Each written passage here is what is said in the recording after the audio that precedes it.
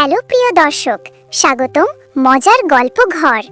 একটা ছোট্ট অনুরোধ, আমাদের এই মজার গল্প ঘর পেজটাকে ফলো করে রাখুন আর ইউটিউবে সাবস্ক্রাইব করে দিন।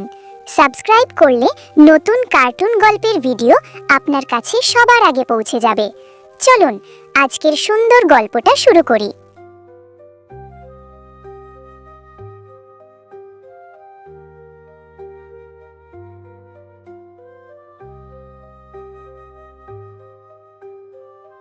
শীতলপাড়ায় শীতের আগমন।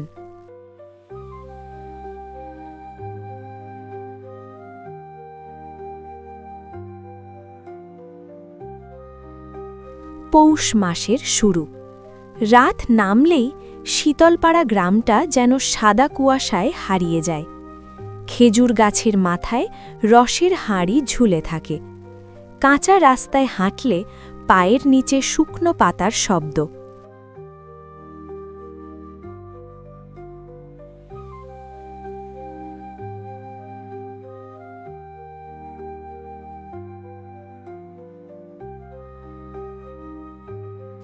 এই শীতলপাড়ায় থাকে সরস্বতী, বয়স 40-এর কাছাকাছি।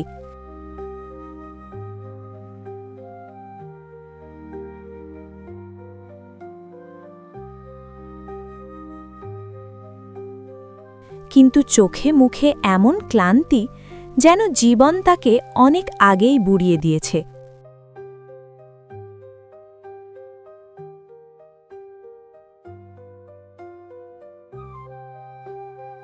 স্বামী মারা গেছে বহু বছর আগে। তারপর থেকে এই ছোট্ট মাটির ঘর আর একমাত্র ছেলে বাপন, এই দুটো নিয়েই তার জীবন।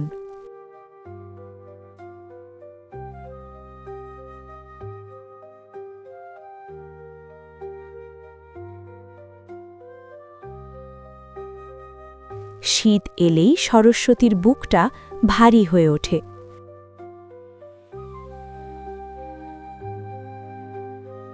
কারণ শীত মানেই স্মৃতি। স্বামী বেঁচে থাকতে শীতের রাতে পিঠা বানানো ছিল উৎসবের মতো।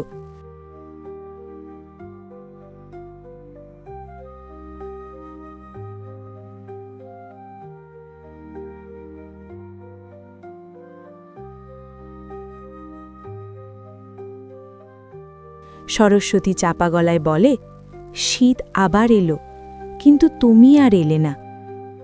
সন্ধে নামতেই ঠান্ডা তীব্র হয়। সরস্বতী ঘরের কোণে রাখা পুরনো উনুনটা পরিষ্কার করে।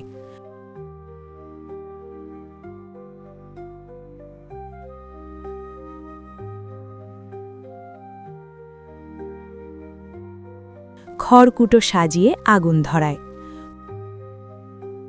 আগুন ধরতেই উনুন লাল হয়ে ওঠে।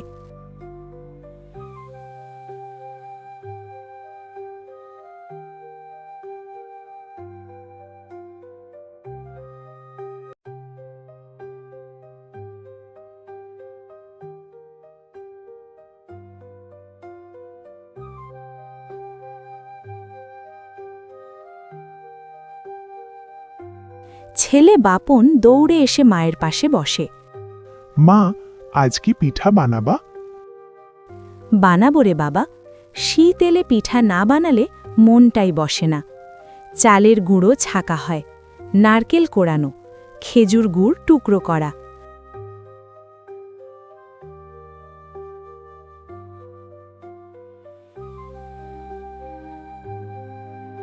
প্রতিটা কাজে সরস্বতীর মনে পড়ে যায় একসময় এই উনুনের পাশে দাঁড়িয়ে দুজনে কাজ করত। আজ সে একা।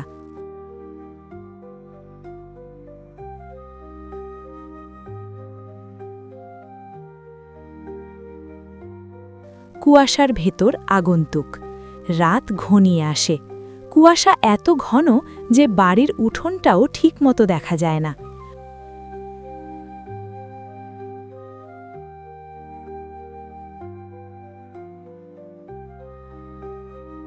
হঠাৎ দরজায় শব্দ, টক টক টক।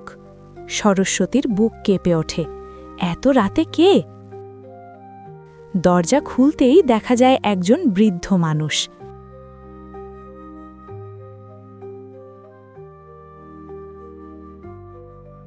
গায়ে পাতলা চাদর, ঠান্ডায় কাঁপছে। বৃদ্ধ। মা, একটু আগুনের কাছে বসতে দেবে? সরস্বতী এক মুহূর্তও দেরি করে না। আসেন বাবা, ঠান্ডায় জমে যাবেন। বাপন দৌড়ে গিয়ে আরেকটা চাদর এনে দেয়।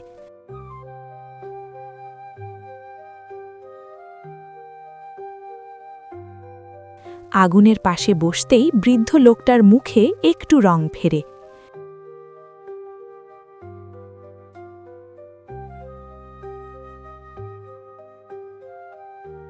ভাপা পিঠা বসানো হয় উনুনে।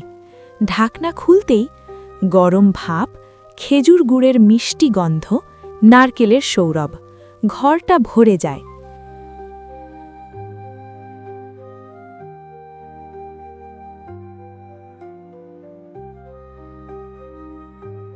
বৃদ্ধ লোকটার চোখ জ্বলে ওঠে। এই গন্ধ আমি বহু বছর পাইনি মা।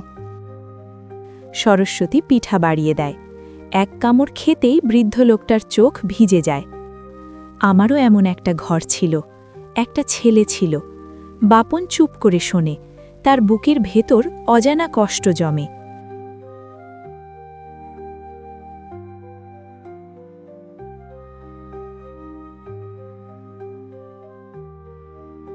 রাত আরও গভীর হয়। উনুনের আগুন ধীরে ধীরে ম্লান হয়।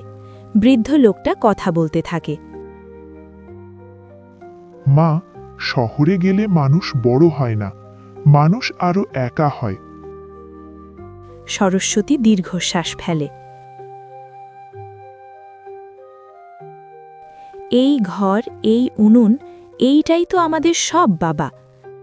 বাইরে শীত, ভেতরে মানুষের উষ্ণতা।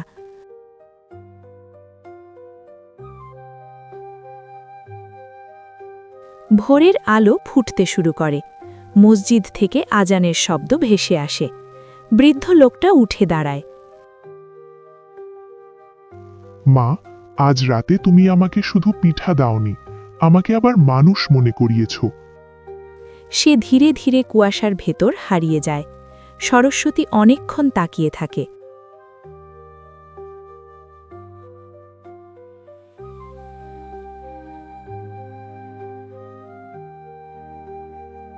সকালে গ্রামে কথা ছড়ায়, সারস্বতীর ঘরে নাকি রাতে পিঠা আর আগুন জ্বলেছিল।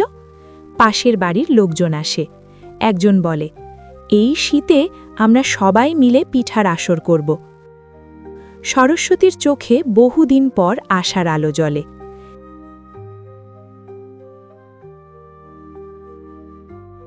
এক রাতে পুরো গ্রাম এক হয়। উনুনে উনুনে আগুন, ভাপা, চিতই, পাটিসাপটা, হাসি, গান, গল্পে ভরে যায় শীতলপাড়া।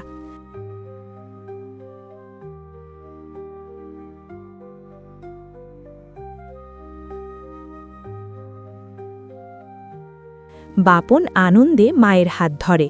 সরস্বতীর মনে হয় সে আর একা নয়।